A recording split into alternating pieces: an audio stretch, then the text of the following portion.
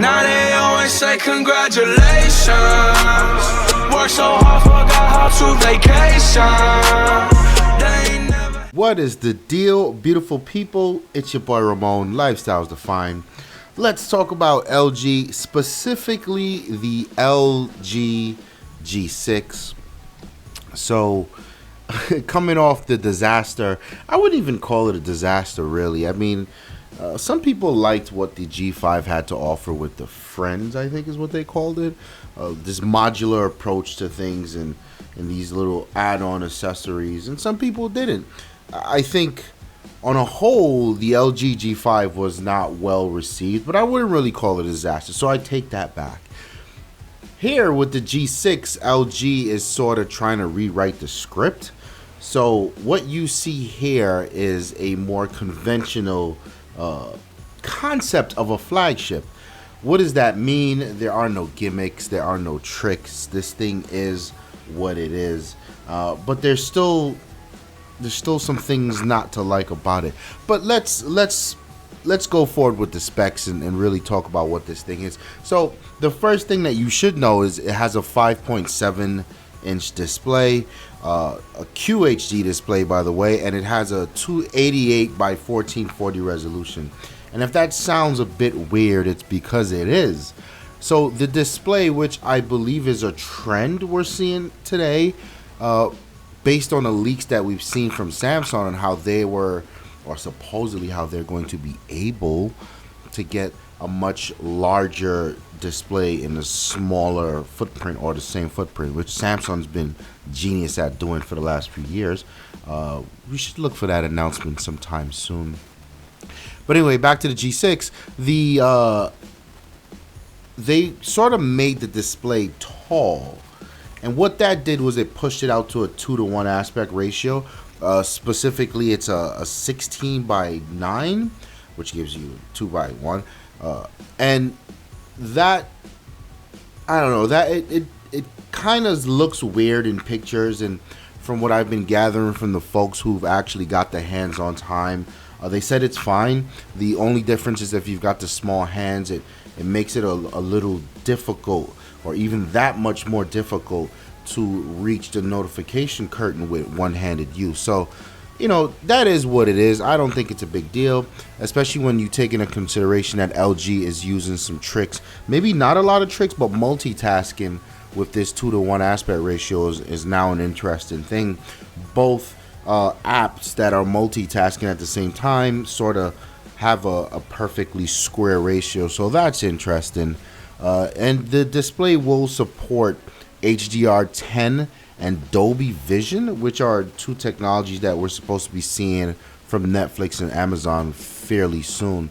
In the processor world, it comes home with a Snapdragon 821 chipset. As far as I can tell, this chipset may not be the super powerhouse that's expected from the 835, but it's not yesteryear's processor like an 810. I think Motorola's already running the 821, and there are no complaints there. And again, I want to harp on the fact that real world experience sort of matters more than specs. And I get why some people with these flagship devices are always screaming for more specs, because with the flagship devices comes the custom skin, and you need more power to run it. So we have to wait and see if the 821 is enough or isn't enough. That's a big question mark that I think a lot of people have right now. But I mean, bluntly told, the 835 just wasn't available at the time. This phone's going to ship a lot sooner than the phones that we will be seeing with the 835, so that's something to know there. It has 4 gigs of RAM, 32 or 64 gigabyte storage flavors. That's okay. I would have liked to see 6 gigs, but whatever. It's got the IP68 certified water and dust resistant rating, so that is dope. I've been telling myself for a while my next smartphone will be indeed waterproof. For my next daily driver, I've got this guy here, the iPhone 7, and that's waterproof, and I gotta re-review this thing. There's a lot about the iPhone 7 and I think people need to know, in a good way, actually, surprisingly. because of that IP67 or 68 rating, something's changed in the expectations of LG G6. So the G5, the G4, and I think going way back, they all had removable batteries. Here, the battery is no longer removable in favor of the water resistance. So you get a 33 milliamp battery baked in, and it does come with quick charge. Now that may be enough to suffice some people. 3300 milliamp battery is fairly large, and hopefully it lasts a good bit, depending on what LG's custom software can do, or how hungry or power hungry it's not.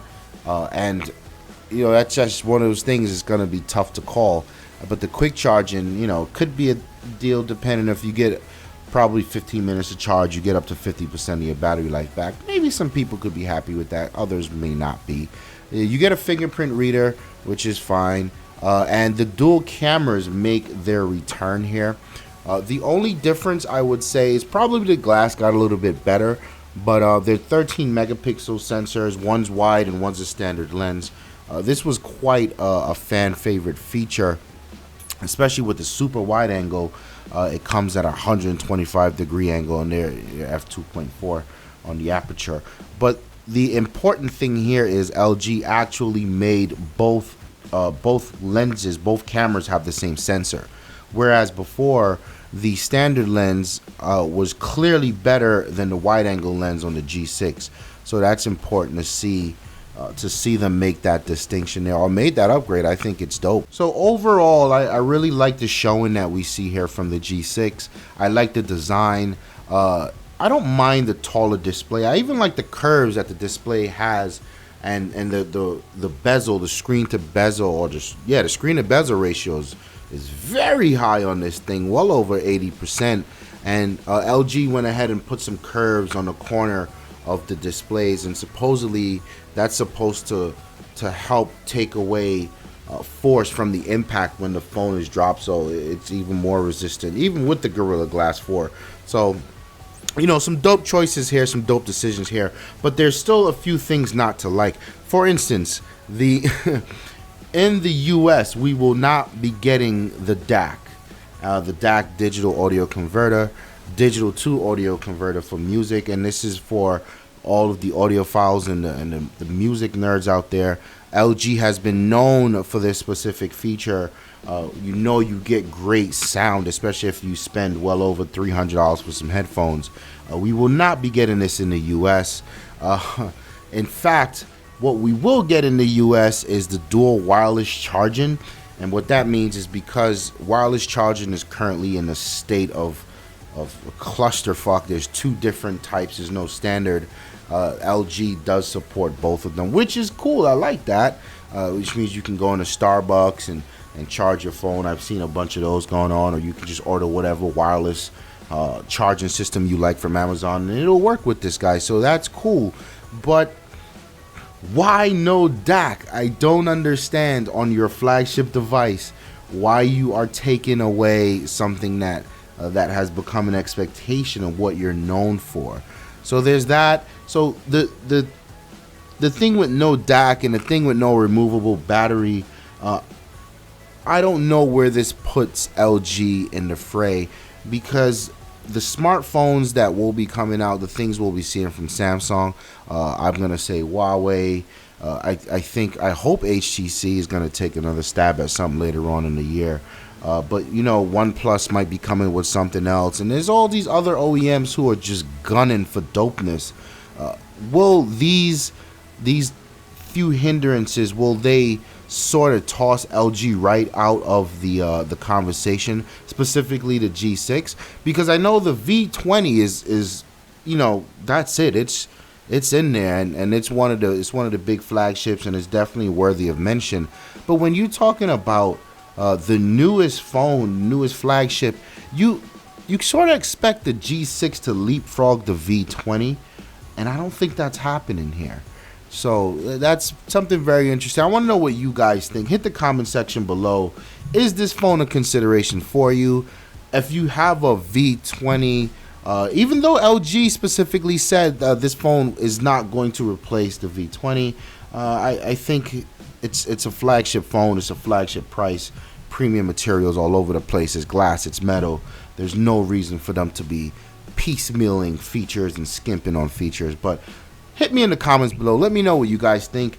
Don't forget to check out the links in the description to all our other channels: photography, sneakers, watches, sunglasses, all that stuff's down below. Please like the video if you like it. Don't forget to subscribe. We have plenty more content coming. My name is Ramon. I'm out of here. Peace. If I had to describe Lifestyles Defined, I would say it is a dream come true to have a platform where we can talk about the things that we love, and we can share with people who also love the things we love the way we love, and just have conversations that matter and go back and forth and grow as a community. It's been a pleasure. It's been a dream, and I just want to thank everyone that's involved for rocking out with us.